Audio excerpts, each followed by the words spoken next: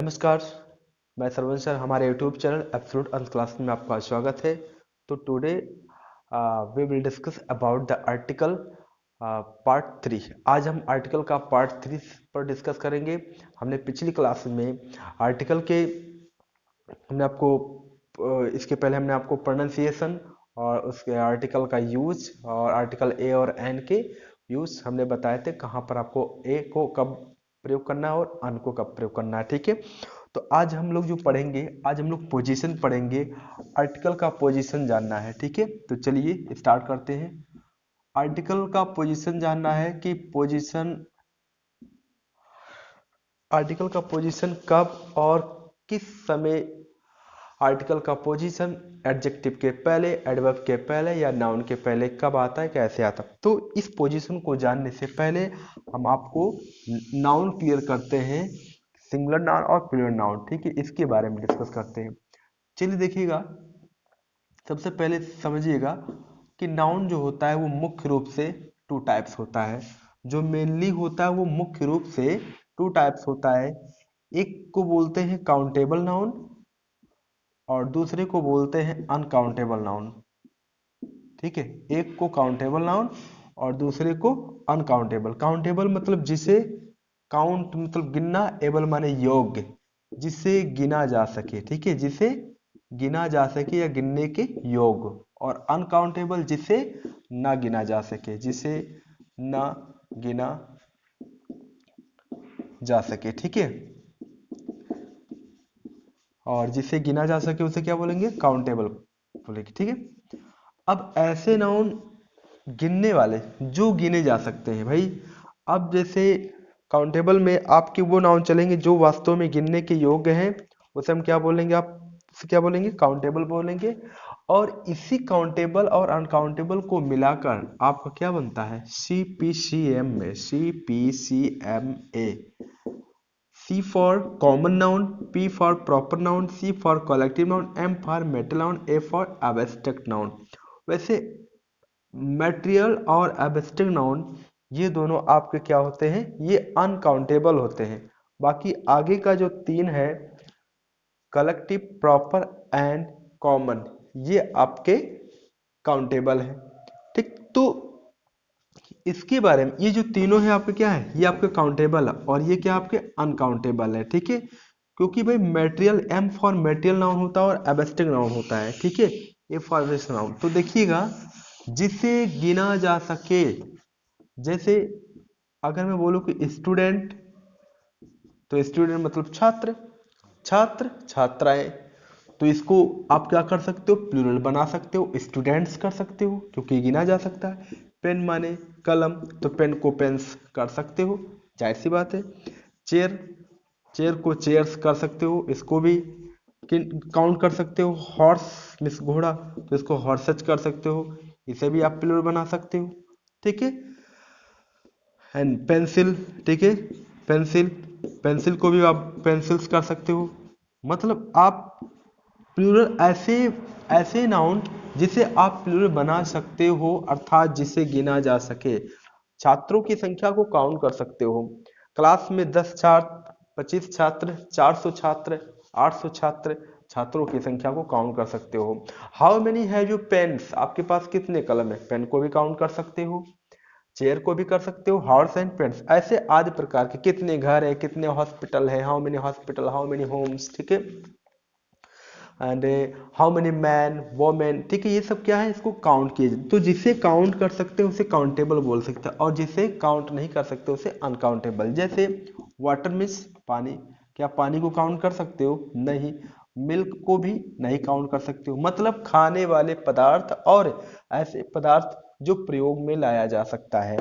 Cement, ठीक है, cement यदि आपका, ठीक है, अगर ये मटेरियल, अगर ये पैकेट में यूज होता है, एक पैकेट, दो पैकेट, मतलब एक इसके अगर मेजर में होगा, काउंट करने के में होंगे तो काउंट कर सकते हो, पर ऐसे नहीं काउंट कर सकते। सॉइल मीन्स मिट्टी, ठीक है, एंड आयरन मीन्स लोहा, ठीक है, एंड मतलब आज प्रकार के अगर हम बात करें कि आंतरिक विचारधारा को, तो आंतरिक विचारधारा को भी आप काउंट नहीं कर सकते हो। जैसे कोई ऑनेस्टी है ना, ऑनेस्ट ईमानदार, ऑनेस्टी काउंट कर सकते, नहीं काउंट कर सकते हैं।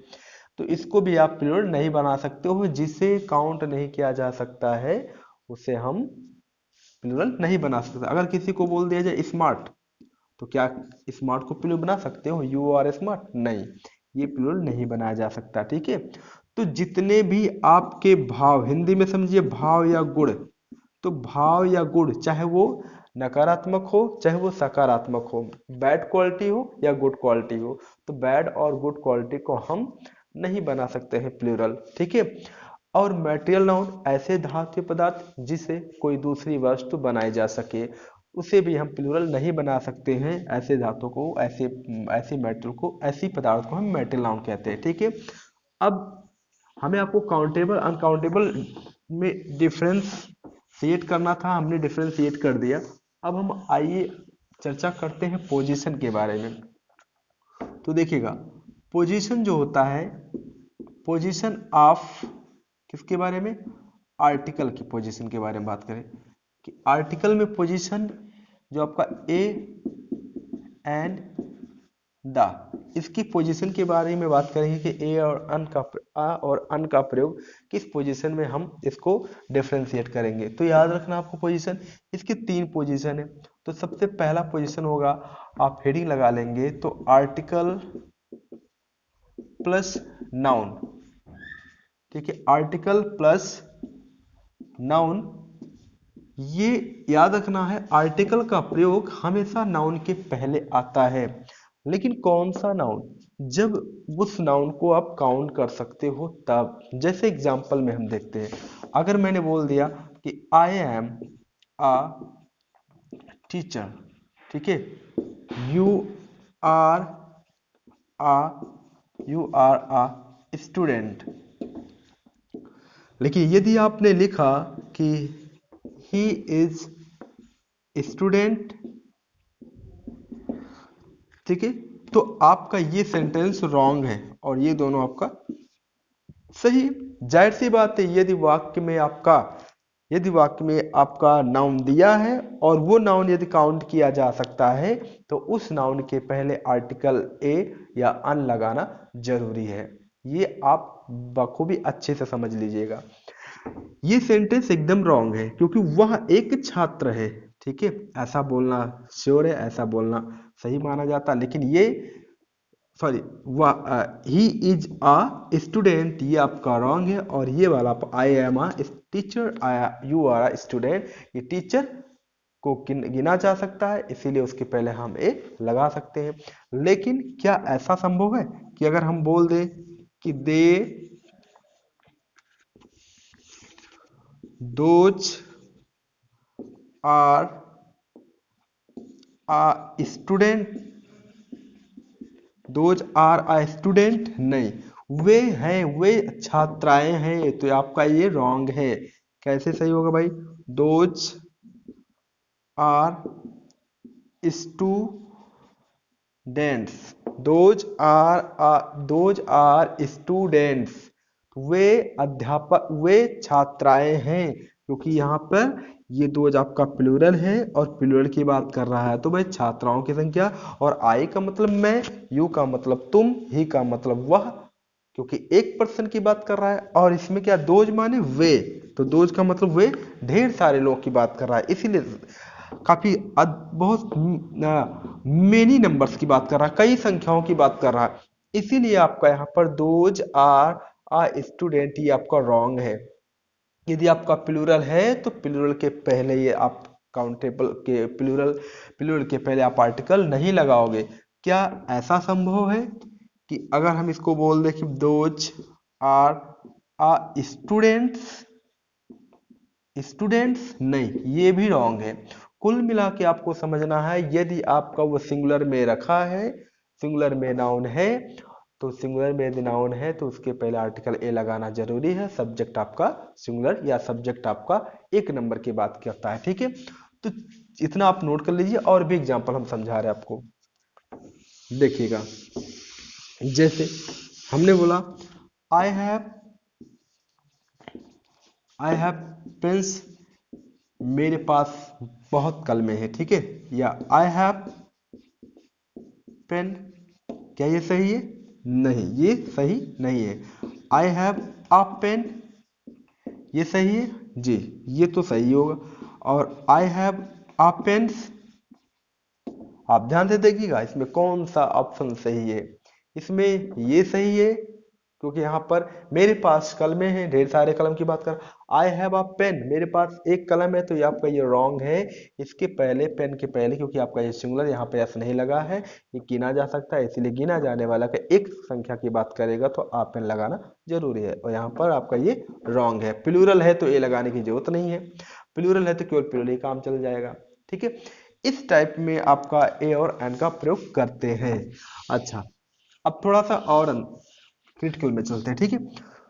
तो आपको समझ में आ गया ना, जैसे हम बोलते हैं एग्जाम्पल में, ऐसे समझो, दो वंस अपॉन आ टाइम, किसी समय की बात है, देयर वाज किंग।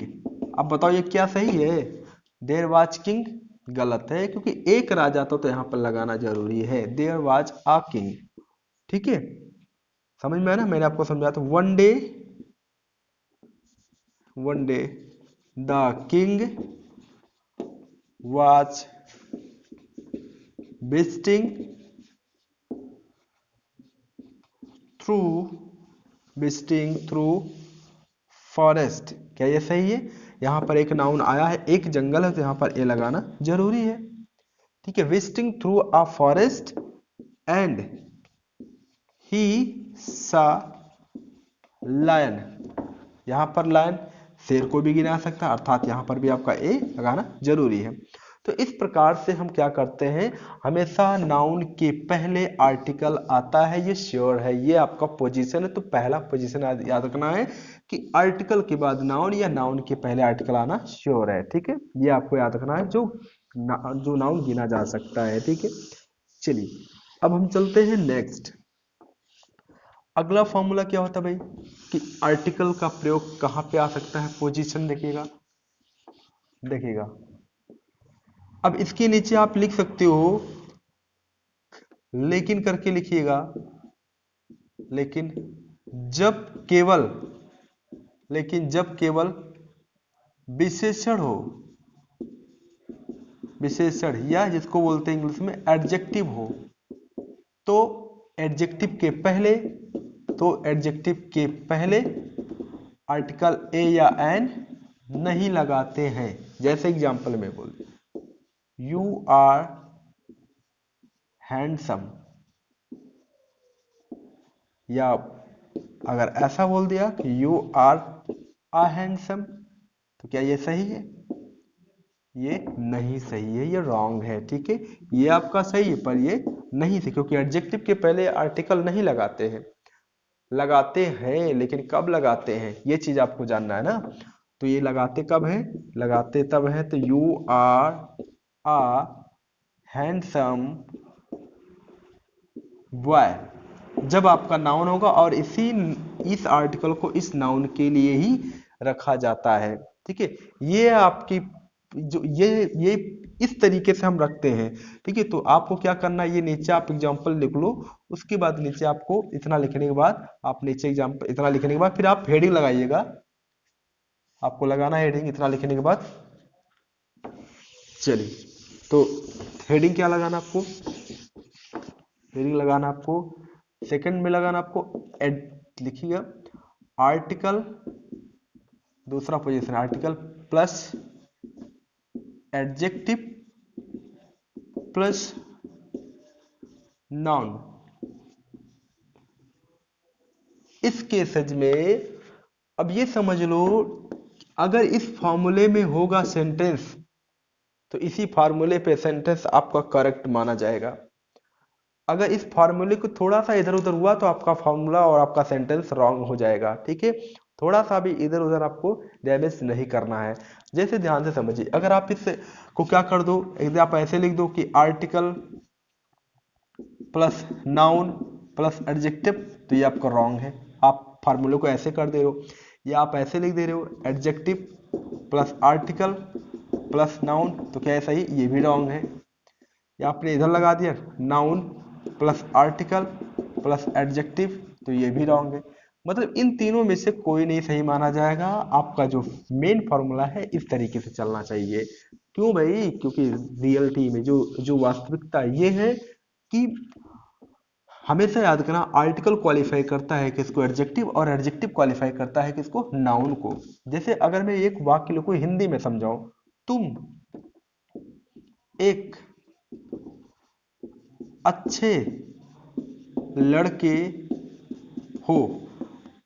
अब बताओ, अगर इस वाक्य को अगर मैंने लिखा है तो ये तो जाहिर सी बात है शुद्ध है, हिंदी में समझ में। अगर हम इसको थोड़ा सा ऐसे कर दे, मैंने कहा ना ये आपका आर्टिकल है, ये आपका एडजेक्टिव है, और ये आपका ये नाउन है। Article A R, adjective A D, noun N. तो हम हिंदी को थोड़ा सा इसकी शुद्धि को मैं अशुद्धियों में चेंज करता हूं। तुम अच्छे एक लड़के हो। जैसे सेंटेंस आता ना हिंदी में कि दिए गए वाक्यों को शुद्ध कीजिए, ठीक है, हिंदी वाला। तो अगर ऐसा कोई वाक्य दे दे, तुम अच्छे एक लड़के हो, तो क्या यह वाक्य सही है? नहीं सही है। आपको इस तरीके से बनाना पड़ेगा। तो आप कहोगे तुम एक अच्छे छात्र हो, एक अच्छे लड़के हो। चलो ये आपका रॉन्ग है, ऐसा नहीं बन सकता है, ऐसा बन सकता है, आप मान रहे हो। फिर बोल रहा हूं मैं, तुम एक लड़के अच्छे हो। क्या ये सही है? ये भी नहीं सही है। आप कहोगे तुम एक अच्छे लड़के हो, ये सही है। अगर इस फॉर्मूले से थोड़ा सा भी आप इधर उधर करते हो तो तुरंत आपका डैमेज माने कि देखो इधर एडजेक्टिव आ गया, तो एडजेक्टिव पहले नहीं है, पहले आर्टिकल है। उसके बाद आपका यहाँ पर आर्टिकल दे दिया, गलत है। उसके बाद नाउन आपका दे दिया। अब इधर देखो, इधर आर्टिकल दे दिया, इधर आपका नाउन दे दिया, इधर आपका एडजेक्टिव दे दिया। तो बताओ क्या पहले आर्टिकल है? हाँ है, चलो ठीक है। क्या दूसरे बाद नाउन है? नहीं है नाउन। तो इस फॉर्मूले का साथ ये रॉन्ग है। तीसरा, तो ये आपका दूसरा भी सेंटेंस रॉन्ग है। तीसरा देखो किस तरीके से, तुम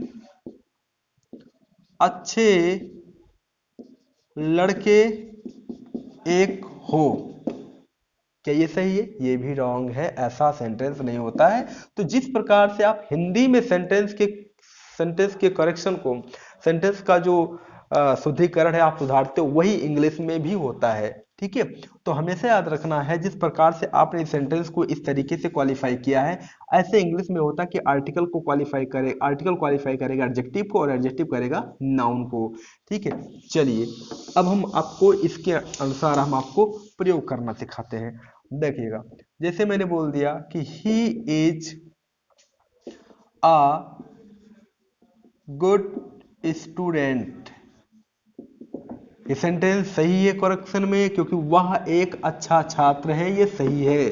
लेकिन यदि आपने थोड़ा सा भी बोला कि he is good a student, तो ऐसा सेंटेंस रॉन्ग माना जाता। मैंने कहा ना, इस सेंटेंस से थोड़ा सा भी हटकर इधर उधर नहीं होंगे। तो he is good a student, ये रॉन्ग है। तीसरा, अगर मैंने बोल दिया कि he is a student good, ये भी आपका रॉन्ग है, ठीक है। पहले आर्टिकल है, लेकिन पहले उसके बाद आपका एडजेक्टिव नहीं है। एडजेक्टिव तो दूसरे पे, यहाँ पे ये नाउन है, नाउन आपका लास्ट में होगा, ठीक है। उसके बाद यदि बोल देता है कि he is student a good, ये भी रॉन्ग है। तो आपको सेंटेंस याद रखना है, ही is a good student. Article को क्वालिफाई करेगा एडजेक्टिव, और एडजेक्टिव क्वालिफाई करेगा स्टूडेंट, मतलब नाउन को, ठीक है। इस तरीके से सेंटेंस लिखना आपको, ठीक है, लिख सकते हो आप। ध्यान से समझिएगा, आराम से समझिएगा, ठीक है, ताकि और सेंटेंस का जब इसका हम सॉल्यूशन करा सके तो आप समझ सको। चलिए नेक्स्ट देखिएगा, बहुत ही इंपॉर्टेंट टाइप के क्वेश्चन पूछा जाता है। अगर बोल दिया कि ही इज ऑनेस्ट, तो क्या ये सही है? हाँ ये सही है, वह ईमानदार है, ये सही है। लेकिन अगर ऐसा बोल देता कि ही इज आ ऑनेस्ट, तो क्या ये सही है? ये आपका रॉन्ग है, ठीक है। अगला बोल दे ही इज एन ऑनेस्ट, तो क्या ये सही है? ये भी आपका रॉन्ग है, क्योंकि भाई जाहिर सी बात है, एडजेक्टिव आया है तो एडजेक्टिव के पहले कोई भी आर्टिकल नहीं लगेगा। अब ये मत समझो, हाँ ऑनेस्ट के पहले एन लगता है लेकिन यहाँ पर नाउन नहीं है। जब नाउन होगा, क्योंकि इस नाउन की वजह से ही आप आर्टिकल यहाँ पर लिखे हो, ठीक है। नाउन नहीं है तो आर्टिकल नहीं है, नाउन नहीं है तो आर्टिकल नहीं है, आर्टिकल है तो नाउन है, यही चीज बनना। अगर बोल दिया कि he is a honest student, तो क्या ये सही है? हाँ सही है, लेकिन गलतियां ये है कि ऑनेस्ट के पहले ए नहीं लगता, क्या लगता है? एन लगता है। अन लगाना है, ठीक है। क्या लगाना है? अन लगाना है। तो he is an honest student, तो आपको क्या करना है, यहाँ पर ए नहीं होगा, अन होगा। अब इस तरीके से आप समझ सकते हो, ठीक है। ही इज अ स्मार्ट बॉय, तो अब आपको समझ में आ गया हो ना। तो आपको आर्टिकल, फिर एडजेक्टिव, फिर नाउन, तो हमेशा आर्टिकल क्वालिफाई करेगा एडजेक्टिव को, एडजेक्टिव करेगा नाउन को, एडजेक्टिव हमेशा नाउन क्वालिफाई करेगा, ठीक है। और आर्टिकल हमेशा जब भी इसकी एग्जिस्टेंस होता है, इसकी मौजूदगी होती है, तो ये किसके लिए होता है? नाउन के लिए ही होता है, ठीक। चलिए, ये हो गया आपका दूसरा पोजीशन हो गया। अब आपका तीसरा पोजीशन हेडिंग लगाएंगे आप। कुछ नहीं करना है, तीसरे पोजीशन के लिए आपको करना है, लिखना है article plus adverb plus adjective plus noun. ये आपका तीसरा पोजीशन है। 3 पोजीशन होते हैं आर्टिकल के, ठीक है। जैसे यहाँ पर देखिएगा, अगर मैंने बोल दिया सेंटेंस में, हमेशा वही मैंने बताया कि सेंटेंस की शुद्धिकरण के लिए ये फॉर्मूला सही है। आप कभी भी इधर उधर नहीं करोगे, जैसा मैंने इसके पहले मैंने आपको समझाया।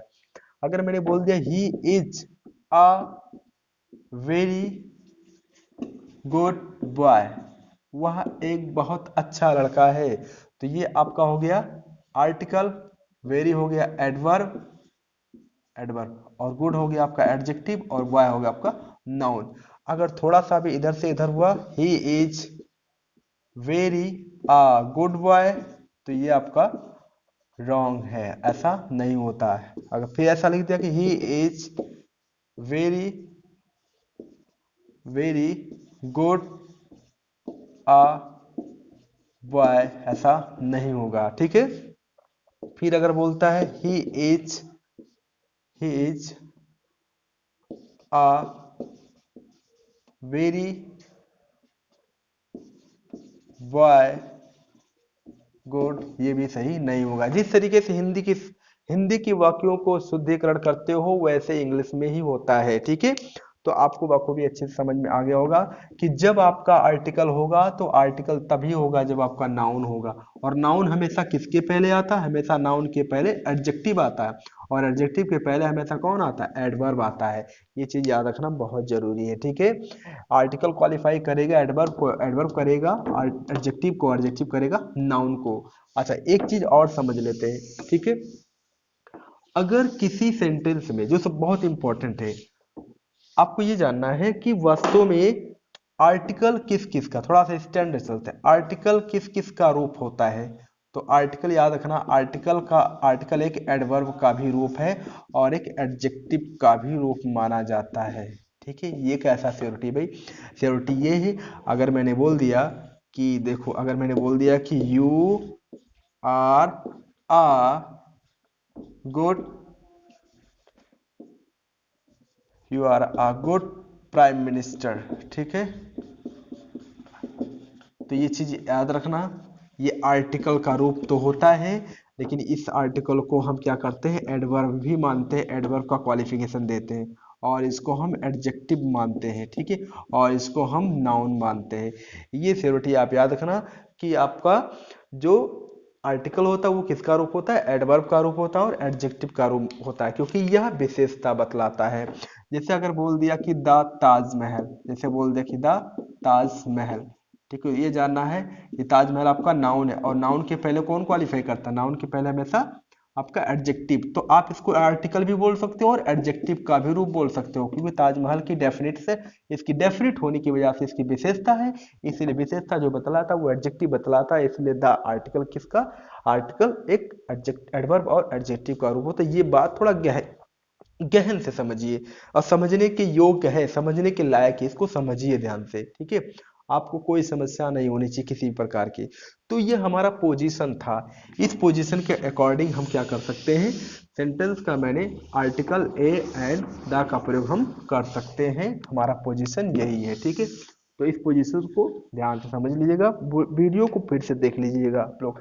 जैसे बोल दिया कि you are the best, you are the best chief minister, ठीक है। तो यहाँ पर देख लो, आपका ये नाउन है और आपका ये एडजेक्टिव है और आपका ये एडवर्ब है। और एडवर्ब को ही क्या बोला जाता है, आर्टिकल ही बोला जाता है, आर्टिकल को ही एडवर्ब बोला जाता है। ये सेंटेंस लास्ट था। इस तरीके से मुझे आपको पोजीशन बताना था और पोजीशन आपका खत्म होता है। पोजीशन बहुत इंपॉर्टेंट है, कॉमन एरर के लिए बहुत जाना जाता है, ठीक है। तो आज के लिए बस इतना है दोस्तों, थैंक यू वेरी मच, जय हिंद, वंदे मातरम। वीडियो को और हमारे चैनल को सब्सक्राइब करना ना भूले, बेल आइकन दबाना जरूर, ठीक है, ताकि वीडियो आपको सबसे पहले मिल सके। थैंक यू, जय हिंद, वंदे मातरम।